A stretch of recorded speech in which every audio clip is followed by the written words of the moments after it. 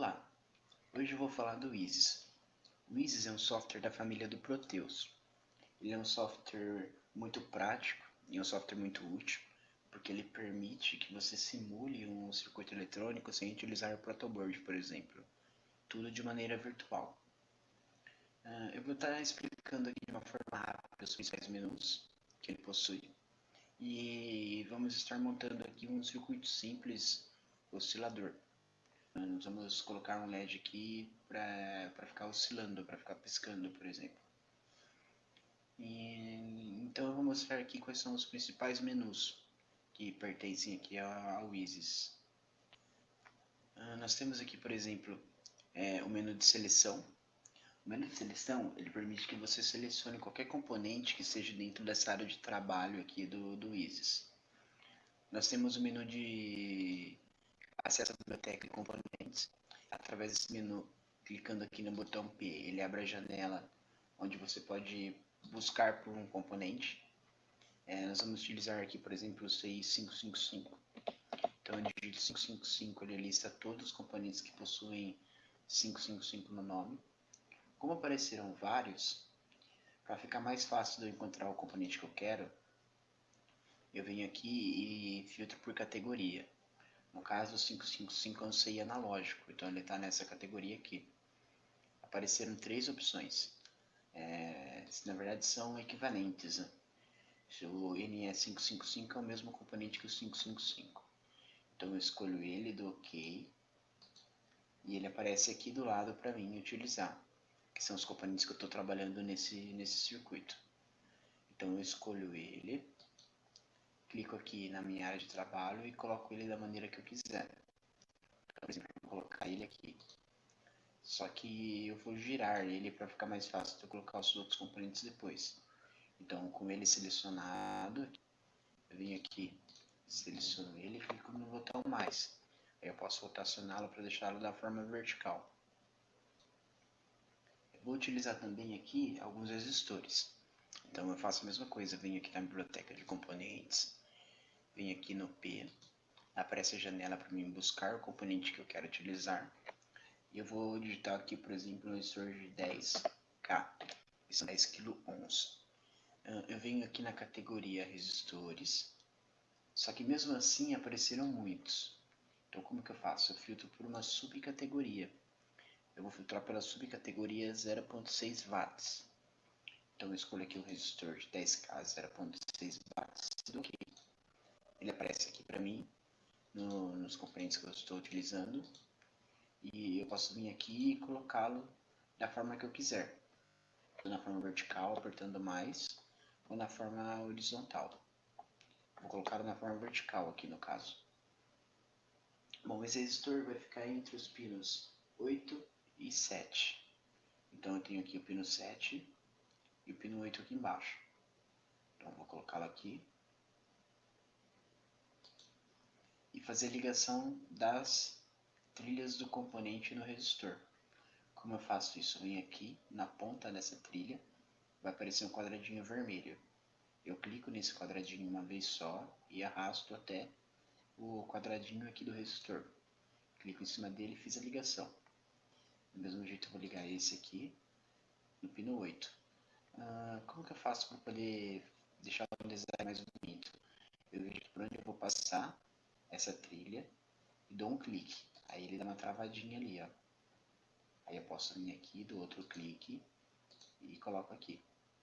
Eu vou utilizar agora também um outro resistor, só que dessa vez de 200K. Eu posso fazer isso de dois jeitos. Eu posso abrir de novo, novamente a biblioteca. Eu posso utilizar o mesmo resistor que eu coloquei ali em cima. Eu vou colocar o mesmo resistor então. Esse outro resistor de 200K vai ficar entre os pinos 7 e 6. Então eu vou colocá-lo aqui. Para mudar o valor, basta dar dois cliques no componente que ele abre as propriedades. Mesma coisa, por exemplo, no CI. Se eu dou dois cliques, ele abre as propriedades do CI. Então vem aqui, abro as propriedades do resistor e mudo o valor da sua resistência para 200K, que é o que eu preciso para poder gerar a minha frequência de 30 Hz, que é o que eu quero no final. Então eu venho, ligo esse resistor na trilha do pino 7, ligo ligo essa outra ponta entre os pinos 6 e 2. Então vou ligar aqui no pino 2 e no pino 6.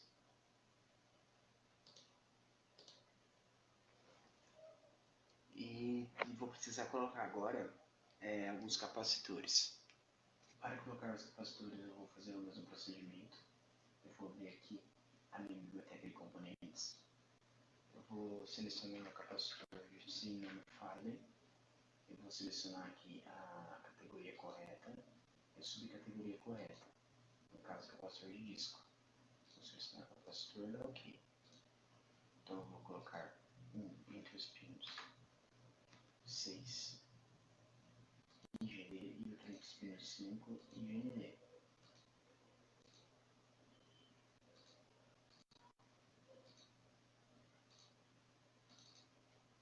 Para alimentar meu circuito, eu vou vir aqui nesse menu.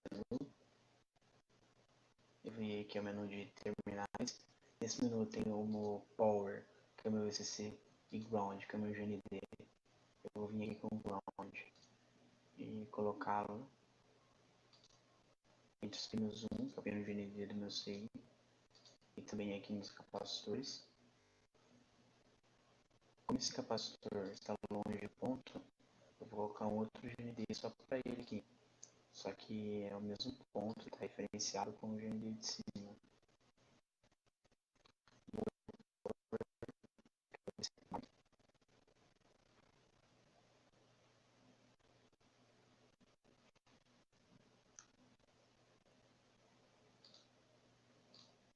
Eu vou rotacioná-lo e vou conectá-lo aqui.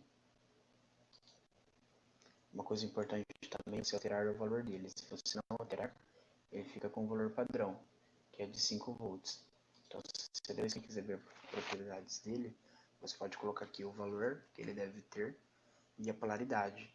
É muito importante a polaridade porque ele pode ser tanto negativo como positivo. Então, eu vou colocar aqui, por exemplo, mais 12 volts.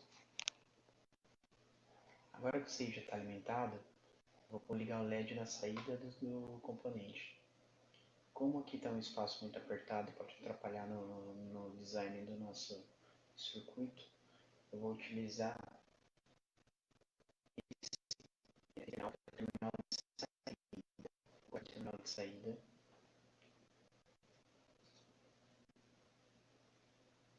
Vou rotacioná-lo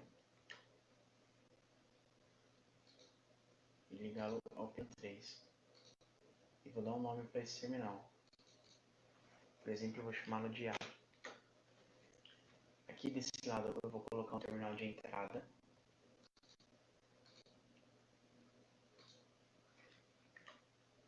E esse terminal de entrada vai ter o mesmo nome do terminal de saída, terminal A. Então eu interliguei esses dois pontos. Esses ambos se denominam o sinal A.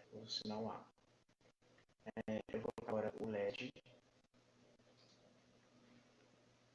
Vou colocar, por exemplo, um LED verde.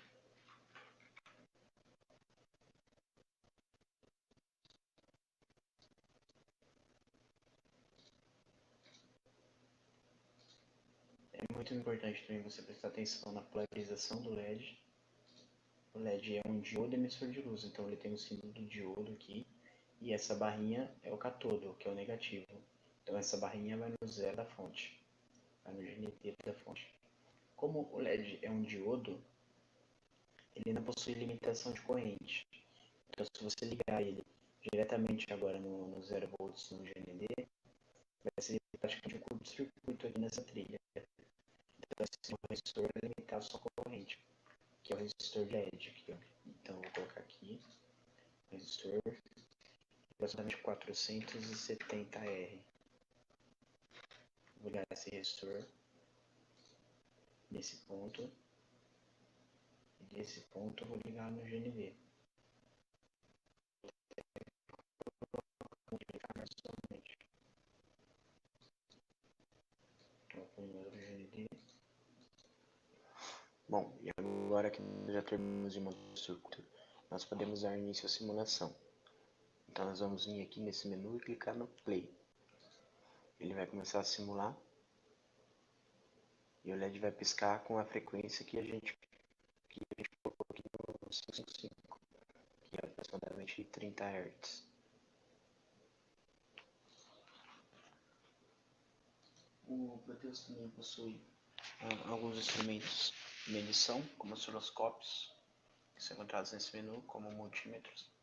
Então, por exemplo, nós vamos colocar aqui nesse menu um osciloscópio aqui na saída. Vamos ligar a saída ao canal A e damos play na simulação. Ele mostra aqui a tela do osciloscópio. Vamos desligar os outros canais, deixar apenas o A. Reduzir um pouco também a escala de tempo. E aqui está o pulso com frequência de 30 Hz.